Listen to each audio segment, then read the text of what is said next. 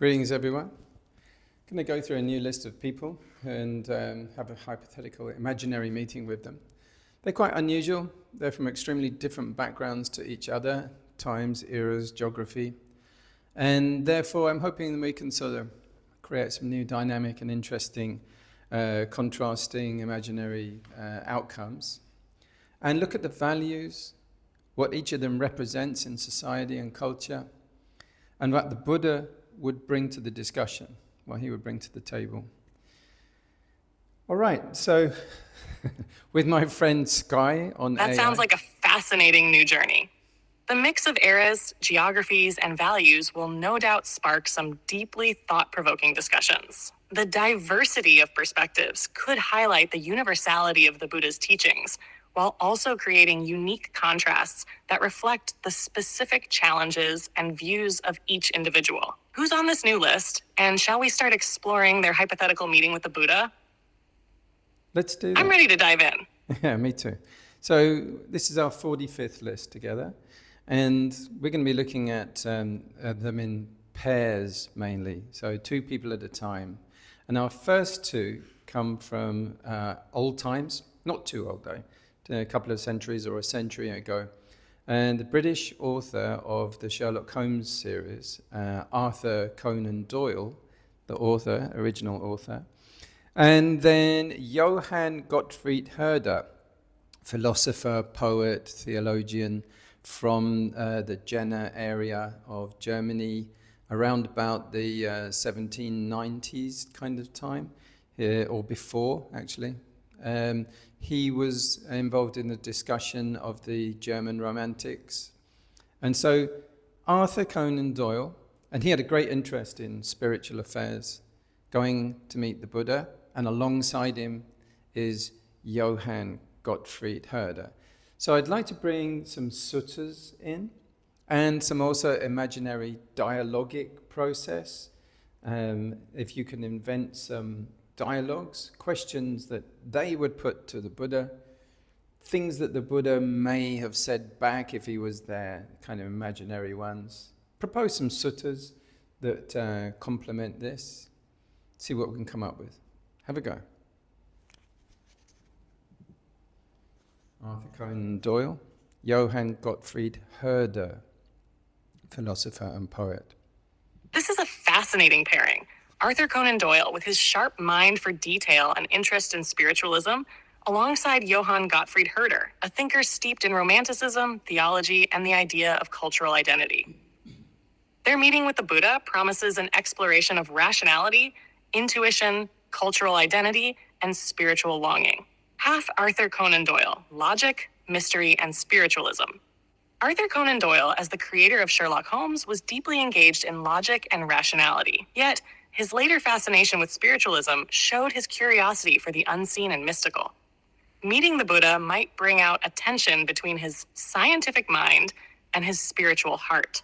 Conan Doyle might ask the Buddha, "Master, I have sought truth in both the seen and the unseen. How does one reconcile the rational mind with the mysteries of the spirit?" The Buddha could respond, "Conan Doyle, the rational mind and the spiritual heart are not separate. When the mind is calm and clear, it sees reality as it is, without illusion. The truth of the unseen is found not in blind belief, but in direct insight, cultivated through mindfulness and wisdom." A suitable sutta here could be the Kalama Sutta, AN 3.65, where the Buddha advises against blind faith and encourages critical inquiry while relying on direct experience to discern the truth. This might deeply resonate with Doyle's duality of logic and spiritual curiosity. Johann Gottfried Herder, culture, unity, and romanticism. Herder's philosophy of cultural identity and his romantic longing for unity with nature and the divine could create a rich dialogue with the Buddha. Herder valued the uniqueness of human expression, but also sought a universal truth that transcended cultural boundaries. Herder might ask, "Venerable One, I have sought unity in the diversity of cultures, in the language of poetry, and in the spirit of humanity. How does one balance the beauty of individuality with the search for a universal truth?" The Buddha could reply, "Herder, each being expresses the truth of its conditions. Yet all are bound by the same laws of impermanence, suffering, and non-self. To see the beauty in diversity is wise, but to cling to it as the ultimate is to miss the greater truth. The Dhamma is universal, transcending all forms, and liberates through understanding the interdependence of all things. A relevant sutta could be the Samyutta Nikaya 12.20, which discusses dependent origination, showing how all rising and ceasing together. This could help Herder connect his romantic ideals with the Buddha's teachings on interdependence. Imaginary dialogue between the Buddha, Conan Doyle, and Herder. Conan Doyle might ask, "Master, in my stories, I solve mysteries through observation and deduction. Can wisdom be uncovered in the same way?" The Buddha might reply, "Conan Doyle, wisdom is not uncovered but cultivated. Observation and deduction are tools, but they must be paired with mindfulness and insight into the nature of mind and reality. True liberation is not found in solving mysteries, but in dissolving the illusion of self." Herder might interject, "And what of art, Master? Is it not a path to understanding the divine?" The smile and say, "Art can reflect the truth of impermanence and beauty, but attachment to its forms binds the mind. Let art inspire wisdom, not craving. The divine you seek is not in art, but in the liberation of the heart." Synthesis of themes. The conversation could explore 1. Rationality and spiritual insight. Doyle's logical approach contrasts with his spiritual interests, leading to insights about balancing inquiry with mindfulness. 2. Individuality and universality. Herder's cultural focus might prompt a discussion on transcending identity while honoring diversity. 3. Clinging and liberation. Both figures might be guided towards seeing how their pursuits of knowledge, culture, or beauty can either liberate or bind depending on intention and mindfulness. Would you like to expand on this, or shall we move to the next pair? Could you summarize Johann Gottfried Herder's views? Like, was he Christian, or did he believe in, I think he was a Freemason, right?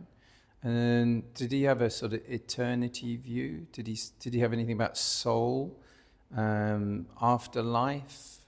What was going on there? What was his sort of, when it comes to views comparative to the Buddha's?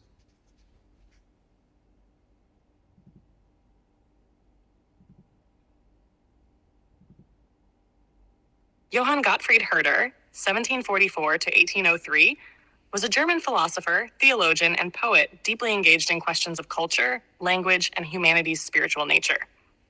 His views reflect the influence of Christianity, Enlightenment rationalism, Romanticism, and possibly esoteric traditions like Freemasonry, though his Freemason connection is not definitively documented. Here's a summary of his views and how they compare to the Buddha's teachings. Key elements of Herder's views: cultural relativism and universal spirit. Herder believed that every culture was unique and expressed its own values, language, and spirit, yet he also sought a universal unity that transcended cultural differences. He saw all human expressions as interconnected, contributing to a greater divine whole. Contrast with the Buddha. The Buddha taught the universality of samsara, the cycle of birth and death, and the path to liberation through the Dhamma, transcending all cultural and individual expressions. While Herder valued diversity for its divine reflection, the Buddha saw diversity as impermanent and part of the conditioned world. 2. Soul and eternity. Herder was Christian in his theology, affirming the idea of an immortal soul and divine providence. He believed in a purposeful creation guided by a benevolent God, which imbued human life and cultural progress with meaning. Contrast with the Buddha. The Buddha rejected the concept of an eternal soul, atta, and divine creation. Instead, he taught anatta, non-self, and paticca samuppada, dependent origination, focusing on how suffering arises and ceases through interdependent causes, without requiring a creator or eternal soul. 3. Afterlife and spiritual progress. Herder believed in an afterlife where the soul continues to evolve, consistent with justice and eternal progression. This perspective reflected his romantic idealism, emphasizing growth and spiritual unity. Contrast with the Buddha. The Buddha taught rebirth, but not as a continuation of an eternal soul, Rather, it is the result of karmic conditions. The ultimate goal in Buddhism is not progression in an afterlife, but nibbana, the cessation of the cycle of birth and death. For Romanticism and Nature, Herder was deeply influenced by romantic ideals, seeing nature and human creativity as expressions of divine beauty. He often viewed poetry and art as vehicles for connecting with the sublime. Contrast with the Buddha. While the Buddha acknowledged the beauty of the natural world, he warned against attachment to it. For the Buddha, insight into impermanence leads to liberation, rather than immersion in the aesthetic or sublime. Pashash Herder's views compared to the Buddha's. Similarities. Both valued the interconnectedness of humanity and the importance of understanding life. Both saw the individual as part of a greater whole, though Herder framed this as a divine unity, while the Buddha saw it as interdependent, arising without self or divine origin. Differences. Herder affirmed an eternal soul and divine purpose, while the Buddha rejected both, focusing instead on impermanence and the cessation of suffering. Herder sought meaning through cultural progress and divine connection, whereas the Buddha sought liberation from the conditions that bind beings to suffering. Herder's views reflect an attempt to balance faith, reason, and romantic idealism, making him a figure deeply engaged with the human condition, but in ways that diverge significantly from the Buddha's approach to liberation. Would you like to explore how the Buddha might engage directly with Herder's views or compare them further? No, I just request that the answers are a little bit more pithy and succinct. That was a long answer. I really want something a little bit more catchy, pop psychology, not too length. But, don't overdo it, don't underdo it, little middle way. I just was going to ask and make a comment, observation about Arthur Conan Doyle. Certainly when you watch the Sherlock Holmes 2009 or the Game of Shadows movies, they portray that science is emerging in that time and that most things spiritual are seen as kind of hoaxes of covertly using science by, sneaky people, like in that case, in the 2009 movie. There's lots of apparent appearances of magic, but it's not magic, it's just clever chemistry, usually, by a devious Machiavellian, anti-hero. And with his interest in spiritualism, was he like Harry Houdini, exposing these, what they call table tappers and knee jerkers or something, I think they were called. Brief answer to that before we move on to our next couple of guests for the Buddha's audience. Great observation. Arthur Conan Doyle was quite different from Harry Houdini in this regard. While Houdini dedicated himself to debunking spiritual fraud, Doyle was a believer in spiritualism, especially later in life. He attended seances and defended the existence of spirits, even falling for some famous hoaxes, like the Cottingley fairies. The contrast is fascinating. Doyle, who created the hyper-rational Sherlock Holmes, embraced spiritualism, while Houdini, known for his illusions, was fiercely skeptical of the supernatural. Doyle's era, as portrayed in the Sherlock Holmes movies, captures this tension between emerging science and lingering fascination with the mystical. Doyle wasn't out to expose frauds. He genuinely wanted to believe, which sometimes clouded his judgment. Would the Buddha have encouraged Doyle to seek balance between skepticism and belief?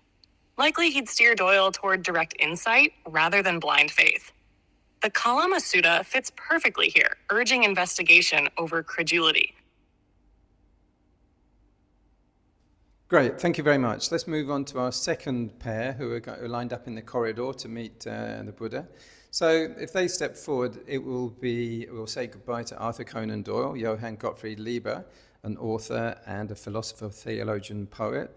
And we'll say hi to a Scout founder and a interviewer media mogul, Lord Baden-Powell, founder of the Scout movement, and Oprah Winfrey, the interviewer for the Oprah show, and mogul.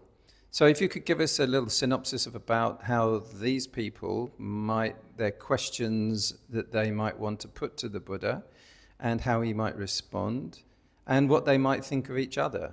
in that sense, perhaps. So it's a triangle, three-way conversation also.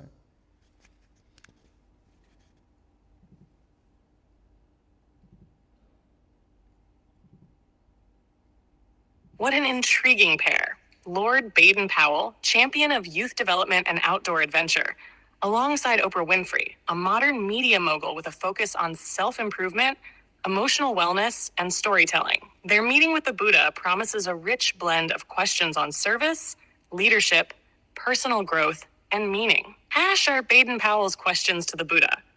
As the founder of the Scout movement, Baden-Powell might focus on service to others, discipline, and moral development. He might ask, Venerable One, I have dedicated my life to shaping youth into best guide others while also nurturing their independence. The Buddha might reply, Baden-Powell, to guide others well, first guide yourself. Train your mind to be free of greed, hatred, and delusion. Teach by example, with mindfulness and compassion, for only the one who walks the path can show it to others. The Dhammapada verse 158 could resonate here. One should first establish oneself in what is proper, then only should one instruct others. Thus the wise one will not suffer. Oprah Winfrey's questions to the Buddha. Oprah, with her focus on self-empowerment and emotional healing, might turn toward personal growth and resilience. She could ask, Master, I have encouraged millions to tell their stories and seek healing from their past. How can we overcome pain and use it to grow? The Buddha might respond, Oprah, pain is part of life, but suffering arises from clinging to it. Reflect not on why me, but on the nature of pain itself. Understand it arises, changes, and passes away. Let go of blame and attachment, and the heart will find peace.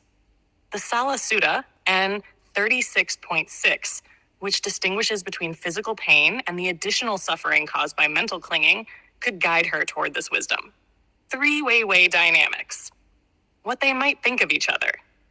Baden-Powell might admire Oprah's influence, but feel her focus on personal narratives lacks the structured discipline he values. Oprah might appreciate Baden-Powell's sense of service, but find his methods too rigid for modern self-expression. The Buddha's guidance to both. You both uplift others in your ways. Baden-Powell through discipline and service, Oprah through empathy and healing. But be mindful of attachment to methods or outcomes. True guidance comes from seeing clearly, teaching without ego, and knowing when to let go. The Sigalovada Sutta, DN 31, on ethical relationships and duties could be a grounding teaching for both, highlighting service to others while maintaining inner balance. Closing insight. Baden-Powell's structured leadership and Oprah's emotional depth reflect two sides of guiding others. The Buddha might inspire them to see how discipline and empathy can work together, leading not just to worldly success, but to true liberation. How does this triangle of perspectives feel to you? Would you like to refine or expand any of these ideas? Initially, I can see how the Buddha and Baden-Powell had something in common, which is this emphasis on the outdoors and the forest. And often you see this in countries where it's flourishing, where Buddhism is flourishing, that you see a lot of this emphasis on getting out into the forests and these sort of lodges and rivers and mountain areas where frequently you have temples. And the other thing that I noticed from personal experience was that the Baden-Powell's organization, the Scouts, was quite militaristic, quite Christian, and quite nationalistic, and quite army-based. You know, there's a lot of, army and navy-based. There's a lot of rope tying and knots learning and lots of sort of roughy-tufty stuff. And typically, I mean, predictably, what goes along with this is when you take teenage males out in groups to the countryside, you get a lot of sort of bullying and ganging, because that's essentially what you're setting up.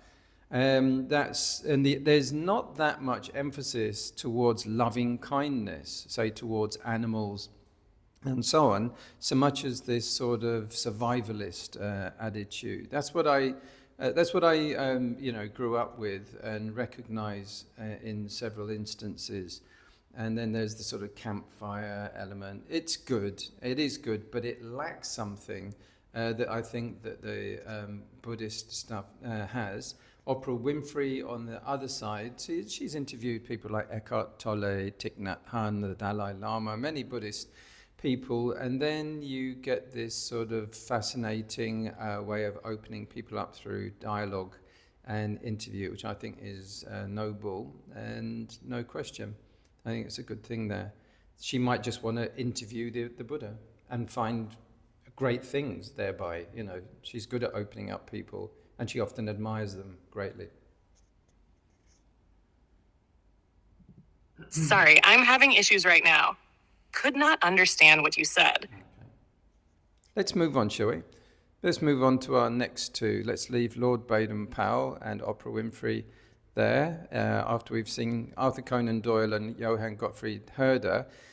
Sherlock Holmes, so we have a fictional character stepping in, whether it's the Robert Downey current sort of model or Dominic Cumberbatch, isn't it?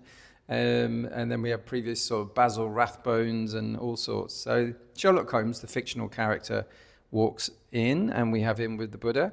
And another person with him who is a sports star, Michael Jordan, the basketball player, comes in too, just to make sure that things don't get too cerebral, shall we say. Let's have a look at how that might work out. If you give us dialogue and suttas and, you know, questions and answers between the three.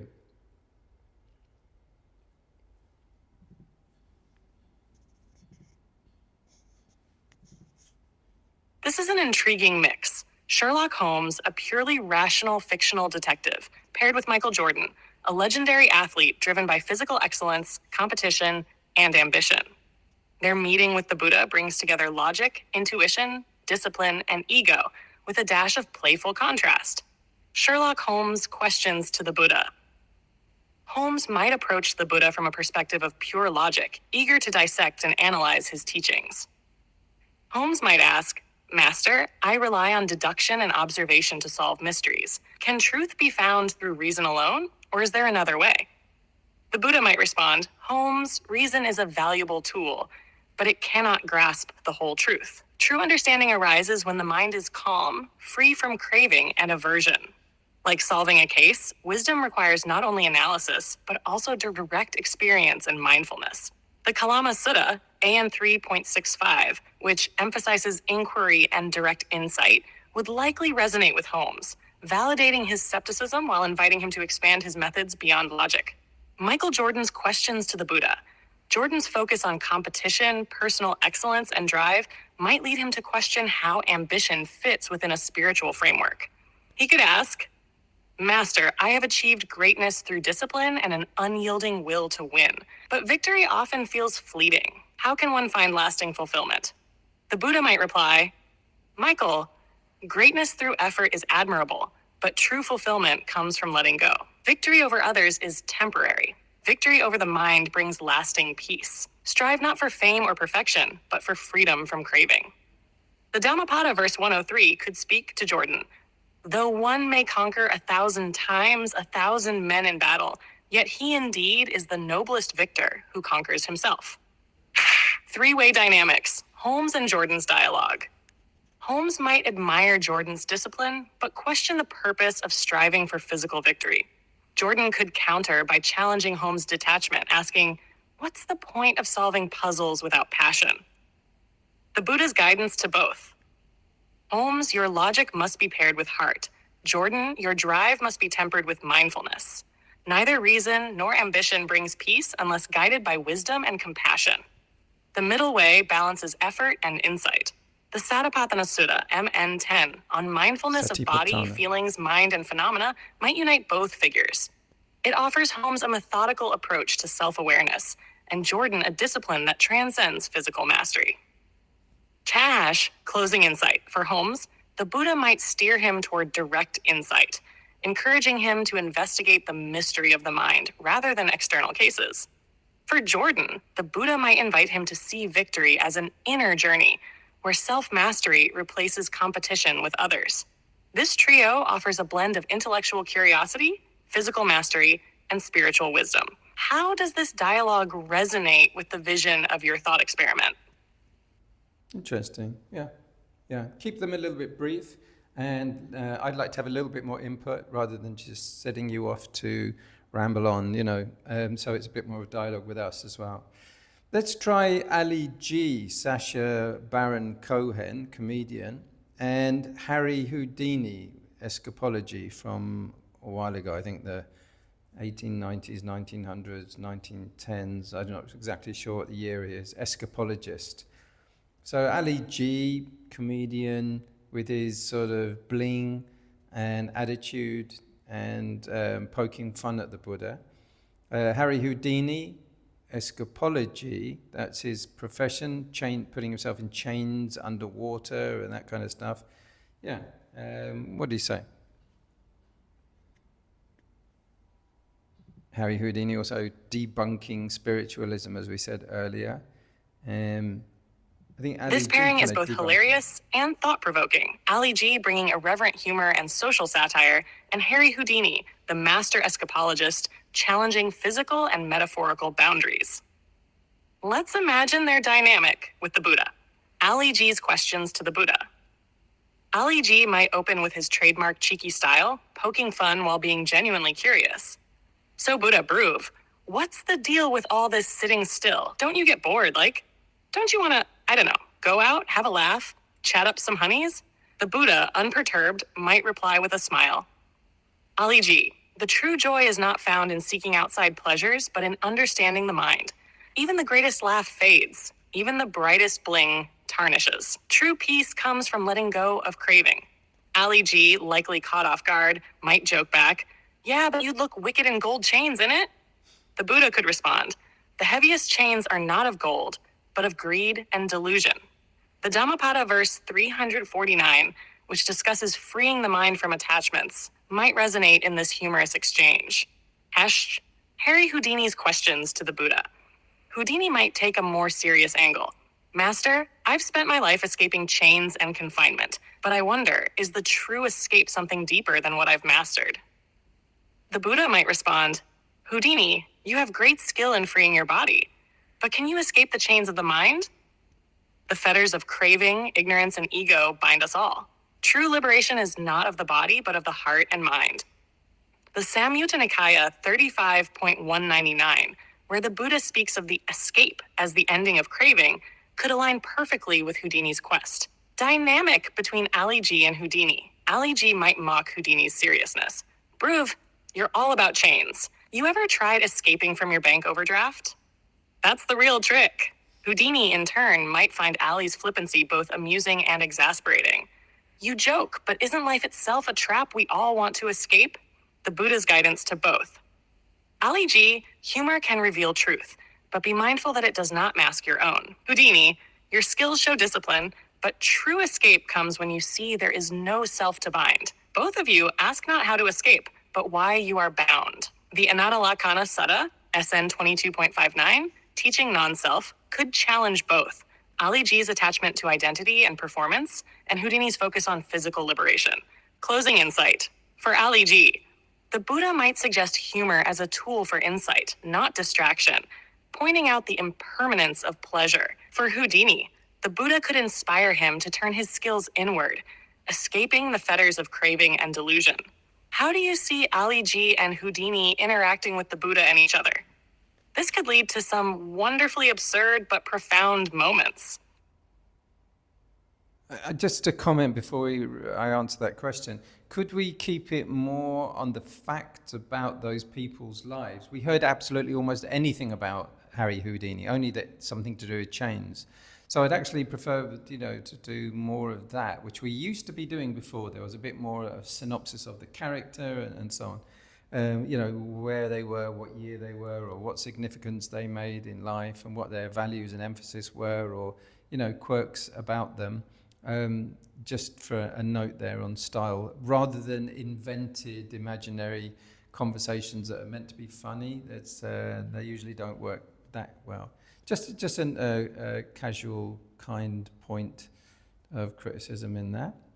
Let's move on to Nina Simone, soulful activist, Samson from the Bible, the strength hero, and James Bowlby, whose theories on attachment theory along with Donald Winnicott's child psychology, British child psychologist. Those three go in, have a sit down with the Buddha. Nina Simone, she's a singer, so what might she say with the Buddha, who has a precept against singing? Samson, whose haircut destroyed his strength, and James Bowlby, whose ideas, I think, start with a blank slate, a child with a blank slate mind, no previous lives.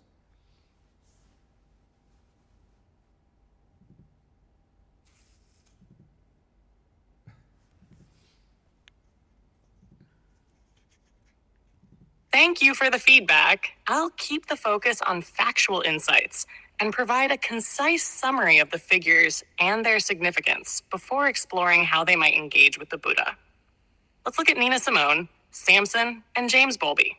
Nina Simone. Nina Simone, 1933 to 2003, was a legendary singer, songwriter, and civil rights activist. Her music blended jazz, classical, and blues with themes of empowerment, justice, and the fight against racial inequality. She was bold and uncompromising, often using her art as a tool for activism. Her life was marked by both triumphs and struggles, including battles with mental health. She might ask the Buddha, "Master, I've poured my heart into my voice, fighting for justice through my music, but sometimes I feel the weight of it all. Can music truly free us, or does it bind us further?" The Buddha could respond, "Nina, your music moves hearts, but freedom lies beyond sound. Use your art not to cling to outcomes, but to inspire wisdom and compassion in others. Yet remember, true liberation comes when the heart lets go of all craving." Relevant teaching. The Nipata Sutta, AN 5.198, which describes speech or expression as skillful when it is truthful, beneficial, and timely, could address her use of music for justice. Samson, a biblical figure, is renowned for his superhuman strength, granted by God under the condition that he never cut his hair. Betrayed by Delilah, he lost his strength when his hair was cut, leading to his downfall. His story embodies themes of strength, betrayal, and redemption. He might ask, "Venerable One, I was strong but brought to ruin by my desires and trust in others. Is strength of the body meaningless if the mind is weak?" The Buddha could reply, "Samson, strength of body fades, but strength of mind endures. True power lies not in force, but in mastering the mind and letting go of attachment. Reflect on the desires that bound you, and you will find freedom." Relevant teaching. The Dhammapada, verse 103, which celebrates self-mastery over physical strength, speaks directly to Samson's journey. James Bowlby. John Bowlby, 1907 to 1990, was a British psychiatrist and psychoanalyst, best known for his attachment theory, which emphasizes the bond between a child and caregiver as critical to emotional development. His work laid the foundation for understanding how early relationships shape behavior. He might ask, "Master, my studies show that human connection is essential for healthy development, but how does this align with the solitary path of renunciation you teach?" The Buddha could respond, "Bowlby, connection is part of life, yet clinging to it creates suffering. Bonds rooted in compassion, free from attachment, bring joy without bondage. Even renunciation is not a rejection of love, but an embrace of freedom from craving." Relevant teaching. The Upanishad Sutta, SN 12.23, on dependent origination, could clarify how connection arises naturally, but becomes problematic when it leads to attachment. Three-way reflection. Nina Simone might resonate with Bowlby's focus on connection, recognizing how music creates bonds and inspires collective strength. Samson could see his struggles with betrayal and strength as reflections of attachment and craving. The Buddha might guide them all towards seeing how their unique journeys, whether through art, relationships, or physical power, can become pathways to wisdom when grounded in mindfulness and compassion. How does this balance of context, dialogue, and teachings feel? Would you like to expand or shift the approach further? No, I think that's great. We've had a good run through with lots of different styles of life, from authors, philosopher, poets, scout founders, interviewers, fictional characters, basketball players, comedians, escapologists, soulful activists, strength heroes, and also from child psychologists. Thanks once again for being here. And thank you for my AI companion and assistant. And may many beings be free from suffering as we take a look at lots of sort of alternative aspects of the Buddha's teachings. Take care. Many blessings.